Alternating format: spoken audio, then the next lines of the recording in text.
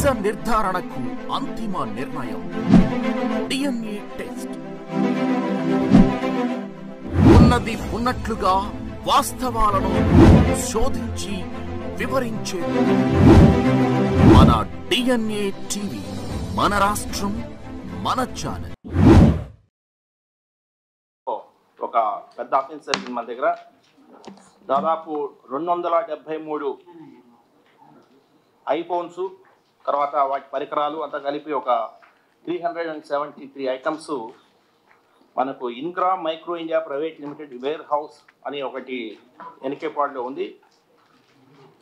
దాన్నే గద్దె Durgaprasada Rao wear house అని కూడా అంటారు. ఆ వేర్ హౌస్లో పైన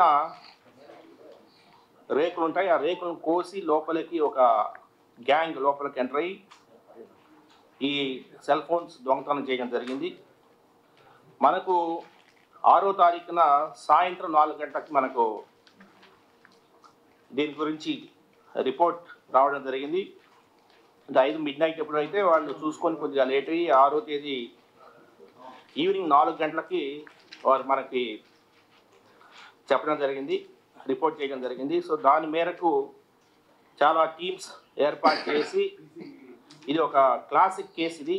ఎందుకంటే పోలీస్ శాఖలో సమన్వయం ఉంటే ఎలాగా రిజల్ట్స్ వస్తాయి, అదేవిధంగా టెక్నాలజీ ఉపయోగిస్తే ఎలాంటి రిజల్ట్స్ వస్తాయి అనేది ఈ కేసులో చాలా విస్పష్టంగా కనిపిస్తుంది. ముఖ్యంగా 6వ తారీఖున 4 గంటలకి మనకు అఫెన్స్ అయితే 7వ తారీఖున దాదాపు 12-1 గంట మధ్యలో ముద్దాయిల్ని ససారం అనే ప్లేస్లో మనము ముద్దాయిల్ని బీహార్ పోలీస్ వారి హెల్ప్ తీసుకొని మనము డెహ్రీ జిల్లా ఎస్పీ గారు రోషన్ కుమార్ గారు, అదేవిధంగా శివసాగర్ పోలీస్ స్టేషన్ అధికారి నితీష్ కుమార్ సింగ్ వీరి హెల్ప్ తీసుకొని వేసి ఈ ముద్దాయిలు 6 మందిని కూడా రెడ్ హ్యాండెడ్గా పట్టుకోవడం జరిగింది. వాస్తవానికి ఆ రోజు రాత్రంతా కూడా డీసీపీ ఈస్ట్ గౌతమి సాలి గారు, అదేవిధంగా డీసీపీ క్రైమ్స్ తిరుమలేశ్ రెడ్డి గారు మొత్తం టోటల్ ఒరిస్సా, జార్ఖండ్, బీహార్, ఉత్తరప్రదేశ్ అధికారులతో కంటిన్యూస్గా వారితో మాట్లాడుతూ midnight వాస్తవానికి డీజీపీ గారు కూడా ఆ రోజు వారు కూడా మేల్కొని ఉన్నారు. సో కేసు ప్రోగ్రెస్ నిమిషానికి కేసు ప్రోగ్రెస్ని మనము తెలియజేస్తూ, కేసు స్టేటస్ని తెలియజేస్తూ ఆ రోజు ఒక బ్రహ్మాండంగా పోలీస్ శాఖ పనిచేయడం జరిగింది. ఒరిస్సాలో మనము టెక్నాలజీ చాలా ఉపయోగించాము. ముఖ్యంగా సీసీ కెమెరాలు కావచ్చు, లేదంటే కాల్ డీటెయిల్స్ కావచ్చు, లేదంటే టోల్ గేట్ డేటా కావచ్చు, లేదంటే కొన్ని డేటాబేసెస్కి పోలీస్ శాఖ యాక్సెస్ ఉంది, ఆ డేటాబేసెస్ కావచ్చు.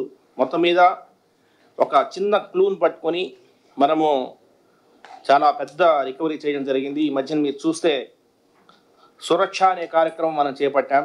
ఈ రోజు వరకు దాదాపు 1050 కెమెరాస్ ఇన్స్టాల్ చేసి మనము వాటి ద్వారా పర్యవేక్షిస్తున్నాము. చాలా అద్భుతమైన ఫలితాలు వస్తున్నాయి. ఎందుకంటే సీసీ కెమెరా డెన్సిటీ అనేది చాలా ఇంపార్టెంట్. విజయవాడ సిటీకి సీసీ కెమెరా డెన్సిటీ పెంచే ధ్యేయంగా పోలీస్ శాఖ ముందుకు పోతా ఉంది. ఇందులో గత 2025లో జనవరి 1 నుంచి చాలా అఫెన్సెస్ జరిగాయి. ప్రతి అఫెన్స్ కూడా డిటెక్ట్ అవుతా ఉంది. అది చాలా సంతోషం. ఇది ఒకటే కాదు, వాస్తవానికి ఈ మధ్యన ఒక కేసులో బస్సులో నుంచి ఒక బ్యాగ్ కొట్టేసి అందులో దాదాపు 26-27 లక్షల 26-27 lakhs వర్త్ గోల్డ్ పోతే ఇమీడియట్గా 24 hours మనం పట్టుకోవడం జరిగింది. చైన్ స్నాచర్స్ పట్టుకున్నాము. ఈ మధ్యన మన దీంట్లో మన గవర్నమెంట్ హాస్పిటల్ నుంచి ఒక చిన్న బిడ్డను కిడ్నాప్ చేసిన సందర్భంలో దాంట్లో కూడా మనము ఇమీడియట్గా వితిన్ 5-6 hours పోలీస్ శాఖ దాన్ని కనిపెట్టడం జరిగింది. సో ప్రతి అఫెన్స్ని నిశ్చితంగా పరిశీలిస్తున్నాము. ప్రతి అఫెన్స్ ఈ మధ్యన దొంగతనాలు ముఖ్యంగా కృష్ణరంగ పోలీస్ స్టేషన్ పరిధిలో ఆర్టీసీ బస్ స్టాండ్ ఏదైతే ఉందో ఆర్టీసీ బస్ స్టాండ్ చుట్టూరా దాదాపు ఒక 50-60 కెమెరాలు పెట్టడం జరిగింది. రైల్వే స్టేషన్లో పెడుతున్నాము. ఈరోజు కొన్ని రైల్వే స్టేషన్లో ఎస్ఎన్పురం పోలీస్ స్టేషన్ పరిధిలో ఇంకొన్ని ఈరోజు సీసీ కెమెరాలు పెట్టబోతున్నాము. వెస్ట్ రైల్వే స్టేషన్లో కూడా పెట్టగలుగుతున్నాం. ఎందుకంటే ఒక నేరస్తులకి ఒక భయం కలగాలి అనేది పోలీస్ శాఖ ధ్యేయం. ఈ సురక్షా పవర్ ఏదో చూపించాలి, సురక్షా కమిటీస్ ద్వారా మనము అద్భుతమైన ఫలితాలు సాధించాలి. డిటెక్షన్ అనేది గట్టిగా పెంచితేనే ప్రివెన్షన్ జరుగుతుందన్న ఉద్దేశంతో భారీ ఎత్తున ఈ కార్యక్రమాన్ని చేపడుతున్నాము. ముఖ్యంగా గ్రామానికి కూడా ఈ సీసీ కెమెరాలు విస్తరించాలనే ఆలోచనలో త్వరలోనే జగైపేట కాన్స్టిట్యున్సీలో సీసీ కెమెరా లేని గ్రామం లేకుండా చర్యలు చేపడుతున్నాము. ప్రతి గ్రామంలో కూడా ఒక కనీసం 4 సీసీ కెమెరాలు ఉన్న ధ్యేయంతో ముందుకు పోతున్నాము. చాలా అద్భుతంగా మనకు ఫలితాలు వస్తున్నాయి. అదేవిధంగా అపార్ట్మెంట్స్, విజయవాడ సిటీ కమిషనరేట్ పరిధిలో దాదాపు 3000 అపార్ట్మెంట్స్ ఉన్నాయి. ప్రతి అపార్ట్మెంట్ కూడా బయటకు కెమెరా పెట్టాలా, బయటకు కనీసం 3 కెమెరాలు బయట, అంటే లోపల కారిడార్స్లో వాళ్ళ ప్రైవేట్ స్పేసెస్లో పెట్టుకోవడం కాకుండా బయటకు పెడితే పరోపకారం. ఎందుకంటే నేను నా కెమెరా బయటకు పెడితే అది వేరే పక్కన ఉన్న అపార్ట్మెంట్ కావచ్చు, నేబర్హుడ్లో ఉన్న మన వ్యక్తికి ఇది ఉపయోగపడుతుంది. ఎందుకంటే కొన్ని వేల కెమెరాలు మన దగ్గర ఉంటే ముద్దాయి ఆ కెమెరాని మాస్క్ చేయడమో లేదంటే వైర్స్ కట్ చేయడం చేసినా కూడా పక్కా అపార్ట్మెంట్ దొరికిపోతారు. వాస్తవానికి ఈ కేసు కూడా అదే అయింది. ఇక్కడ నేరస్తుడు కెమెరాకి ఒక మాస్క్ పెట్టేసి అదేవిధంగా కట్ చేసి లోపలికి ఎంటర్ అవుతాడు. అయినా కూడా పక్క కెమెరాల్లో వీడు ఎర్టిగా కార్ వేసుకొని వస్తాడు. సో ఎర్టిగా కార్లో దానికి సంబంధించిన నెంబర్ అనేది నైట్ అయినా సరే మనకు ఒక ఏఎన్పిఆర్ కెమెరా ఉండము, ఆ ANPR automatic number plate recognition camera ఉండము. సో దాని ద్వారా మనకు క్లూ రావడం జరుగుతుంది. సో దీన్ని కూడా భారీ ఎత్తున 3000 అపార్ట్మెంట్స్లో దాదాపు 9000 కెమెరాలు, అంటే ఎన్టీఆర్ పోలీస్ కమిషనరేట్లో ఒక 10,000 కెమెరాలు నెక్స్ట్ జూన్ లోపల 10,000 కెమెరాలు పెట్టాలనే ఆలోచనతో మేము ముందుకు పోతున్నాము. త్వరలోనే ఇంకా మంచి ఫలితాలు వస్తాయి. ఈ కేసుకి సంబంధించి వాస్తవానికి ఈ A1, A2, A3 మీకు ఆల్రెడీ ప్రెస్ నోట్ ఇచ్చుంటారు. ఇందులో దీప్ చంద్ర ప్రజాపతి అనేవాడు A1, తర్వాత A2, A3 కూడా ఇంపార్టెంట్ రోల్ ప్లే చేశారు. మాయా జయప్రకాష్ పటేల్, సునీల్ కుమార్ సరోజ్, బ్రిజేష్ కుమార్ ఉగ్రా, మహేష్ కుమార్, మిథిలేష్ కుమార్, సురేంద్ర కుమార్ పటేల్ అనే 6 మందిని ముద్దాయిల్ని మనం అరెస్ట్ చేయడం జరిగింది. ఒక 2 అవర్స్ కానీ మనము లేట్ అయితే వీళ్ళు నేపాల్ అమ్మేస్తారు. ఇటువంటి కేసెస్ వాళ్ళు గోడౌన్స్ ఒక వ్యక్తి ఉన్నాడు, రంజిత్ అనే ఒక వ్యక్తి ఉన్నాడు. ఆ రంజిత్ అనే వ్యక్తి దేశంలో ఉన్న అన్ని సెల్ ఫోన్ గోడౌన్స్ ఏదైతే ఉన్నాయో వాటి లొకేషన్స్ తీసుకొని అతన్ని వీళ్ళకి డేటా ఇవ్వడము. ఇట్లా వేర్ హౌస్ ఒకటి ఉంది మన, ఇది గోడౌన్, ఇప్పుడు మనం ఏదైతే మనం మాట్లాడుతున్నాం అది గోడౌన్. ఎనకేపాడులో ఉన్న వేర్ హౌస్ ఏదైతే ఉందో, మొబైల్ ఫోన్స్ అంతా వేర్ హౌస్, అది ఇట్స్ నాట్ మొబైల్ షాప్. ఇటువంటి వేర్ హౌసెస్ ఎక్కడున్నాయనే డేటా వాడు పెట్టుకున్నాడు.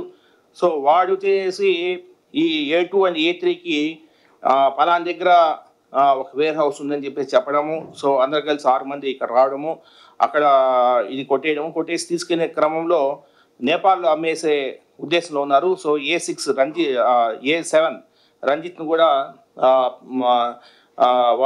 యూపీ పోలీసు అదేవిధంగా బీహార్ పోలీస్ వారి గురించి వెతుకుతున్నారు. సో చాలా చక్కటి సమన్వయంతో ఈరోజు ఈ కేసును ఛేదించిన ఎన్టీఆర్ పోలీస్ కమిషనరేట్ అధికారులందరికీ కూడా నేను ధన్యవాదాలు తెలియజేస్తున్నాను.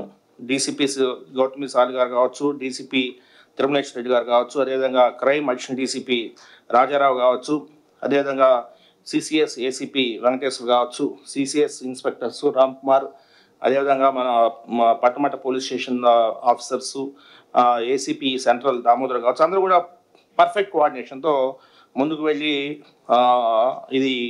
ఈ కేసును ఛేదించడం చాలా సంతోషం.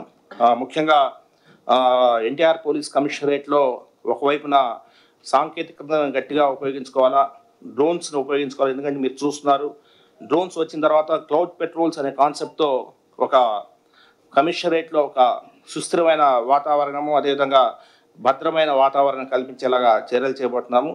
చాలా సంతోషం. ఇటువంటి కేసెస్ ఇంకా ఛేదించాలా, నేరస్తుడు విజయవాడ కమిషనరేట్లో నేరం చేయాలంటేనే భయపడాలా అన్న దీంతో వెళ్తున్నాము. అదేవిధంగా గంజా మీద కూడా ఈగల్ వెహికల్స్, మీకు అందరికి తెలుసు, ఈగల్ వెహికల్స్ గట్టిగా తిరుగుతున్నాయి. సో పోలీస్ శాఖ ప్రజల శ్రేయస్సు గురించి అదేవిధంగా ప్రజల భద్రత గురించి ప్రజాసేవలో మేము ఇంకా మెరుగైన ఫలితాలు సాధిస్తామని చెప్పి తెలియజేస్తూ ముగిస్తున్నాం. ధన్యవాదాలు. వీళ్ళమ్మ అందరూ ఉత్తరప్రదేశ్ స్టేట్ అమ్మా. సో లైక్ దీప్ చంద్ ప్రజాపతి అనేవాడు A1. ఇతను జలాల్పూర్ తానా, Jaunpur district. Most of them are from Jaunpur district. A1, అదేవిధంగా మాయాజీ ప్రకాష్ పటేల్ కూడా Jaunpur district, A3 Jaunpur district, A4, A5 వచ్చేసేసి Forbesganj thana Bihar, A6 Jaunpur district. So 5 మంది జాన్పూర్ డిస్ట్రిక్ట్ ఆఫ్ ఉత్తరప్రదేశ్, ఒకడు వచ్చేసి మిథిలేష్ కుమార్ అనేవాడు వచ్చేసి బీహార్. సో ఇదేంటంటే మనకు ఒక మారుతి సుజుకి ఎర్టిగా కారు ఒకటి, కార్ నెంబర్ UP62 CK1404 అనే కారు, ఆ నెంబర్ రావడము, ఆ నెంబర్ని మనకు ఇమీడియట్గా ఈ నెంబరు మీద ఏం ఫోన్స్ ఉన్నాయో చూడడము, ఆ ఫోన్ మన దగ్గర. సో చాలా బ్యూటిఫుల్గా విత్ ఇన్ నో టైం మేము ఈ కేసును డిటెక్ట్ చేయడం చాలా సంతోషం. Thank you very much. లేదమ్మా, గతంలో ఏపీలో చేయలేదు, బట్ వీళ్ళంతా కూడా కొన్ని దొంగతనాలు చేస్తున్నారు. అన్ఫార్చునేట్లీ దొంగతనాలు ఏది కూడా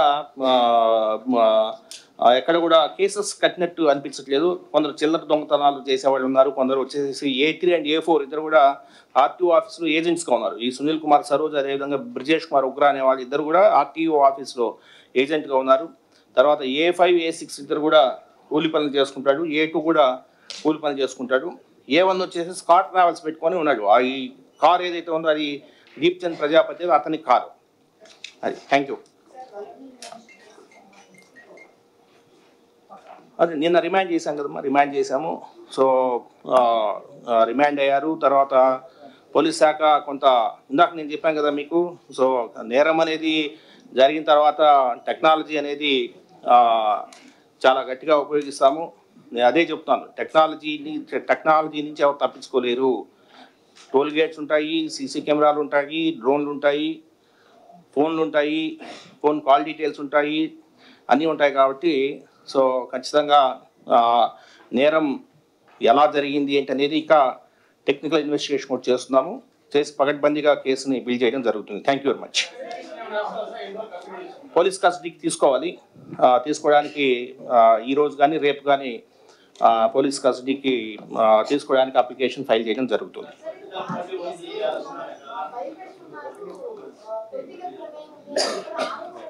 నేను అదే మా చెప్పింది, ఆల్స్ ఆర్ ట్రూ అని అనేది టెక్నాలజీ ఇస్తే ఏ కారు వచ్చింది, ఏ కారు వెళ్ళింది, ఎటు పోయింది ఏంటి అనేది నేను అదే చెప్తాను. సో దేని నుంచైనా తప్పించుకోగలరు కానీ టెక్నాలజీని తప్పించుకోలేరు. Thank you.